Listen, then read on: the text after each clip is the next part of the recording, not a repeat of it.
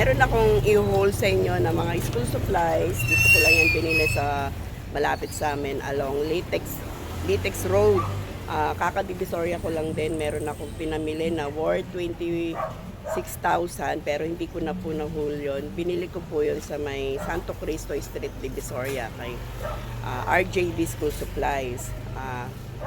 Pero kahit namili tayo ulit dito sa malapit kasi alam nyo naman maraming bumibili lagi rito araw-araw kaya mabilis po talaga maubos yung stock natin. Pero yung binili ko ngayon, mga hindi ko rin siya nabili sa RJB dahil meron din naman dito. Kaya binili ko lang din dito yung mga wala din sa RJB. Papakita ko sa inyo kung ano yung laman. Ito yung listahan yan. Umabot siya ng 3,758. Pinick up lang ng tindera ko.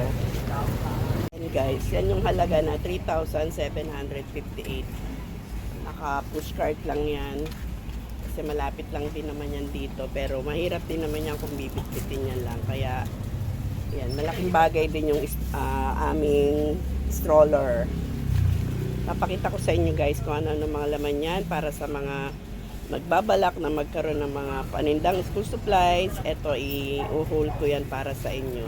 Ito yung mga panindang mabenta sa amin dito sa amin. Ito yung mga LED light. Mabili rito sa amin yan. May 15 watts, may 12 watts. Yung 50 watts, 50 pesos po lang. Ito ay 45. Tatlo lang yung binili ko.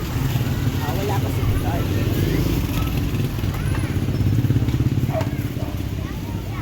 Kasi yung stapler na hindi ko na-ilista doon sa RJB kaya dito ko na lang binili. Ang una nito yung 70. Tatlo, pwede tatlo lang. Pero presyo wholesale yun. Ito yung store ko, kahit mabilis dito sa amin, 30 pesos isang balot. 5 pirasong laman, 15 pesos ko siya binibenta isa. Ito yung foam bright, 45 lang to pero 10 pesos ko binibenta isa. So, 1/4.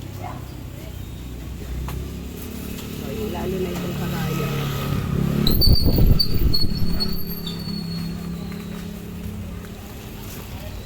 Mabenta rin to. 20 pesos yata laman ito. Bibenta ko siya nasa 50 sa isa. So, 200 na yan. Ang puhunan mo lang is 70 lahat na to. So, yung hairpin. 1 piso isang ganyan. Ano kung magkano kasi yung puhunan dahil nakasulat dito. Pero mura lang to. Siguro nasa 85 lang isang box. Madami ng laman to. Kaya bawing-bawi ka dito sa hairpin. So, steel wool. 60 pesos lang to. Bentahan ko nito is 15 pesos isa. 1 dozen ang laman. Ito, grade 1 pad. Naubusan na kasi ako. 130 lang isang ganito. Ang benta ko na ito is 20 pesos isa. So, 200 pesos siya pag nabenta. Ito, folder short. Upusan din tayo kasi maraming bumili.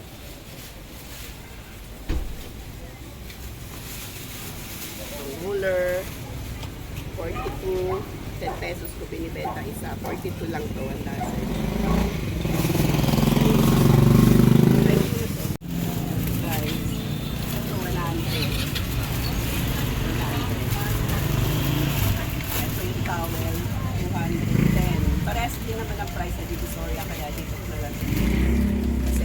Sunday kasi kami namimili. Sarado yung mga suki ko doon. Kaya talagang di ako nakatipid. Ito yung foil. 6. Una niyan is 13. Ito towel, 75. Benta ko nito is 10 pesos lang isa. Ito 15. Dito 25 scarf. Ito mga medyas. 110 isang balot. 1 dozen ang laman nito. Binibenta ko ito ng 20 pesos isang pari. Ang yarn, 75.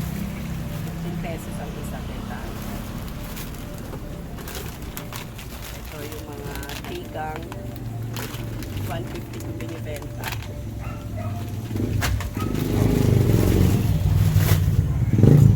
Ito yung sobre na maliit. White.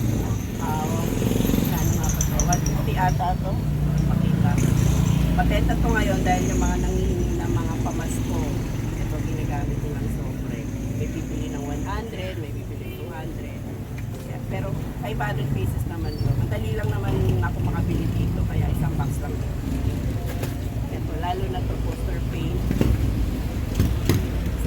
25 isang box. Ang bentahan ko nito is 15 pesos isa. 1 dozen. Ito yung lighter na may butane. 80 pesos ko siya binibenta. Tatlo lang binili ko. So yung cutter, 60 pesos isang ganito. 15 pesos ko siya binibenta. At 25 pala. Ito yung mga partible. Pilit din sa akin. Mga dito, 45. Cut mo muna kaya sila. So yung butane sa lighter, 60 pesos na binibenta. So mga masking tape, double-sided. Ito 125 ang puhunan. Ito ay 75. Ang benta ko dito is 25. Dito 15. So yung mga pang-color sa buhok, 110 isang ganito.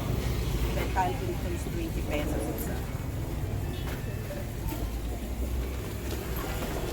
Lipstick, 10 pesos isa. So,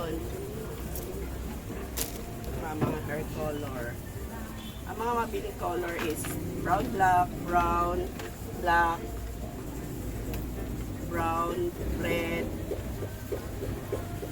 Diana golden, dark brown. Yan yung mga pinili kong color. Kita mo ba? Yan, wala nang laman. Yan ang 3,750.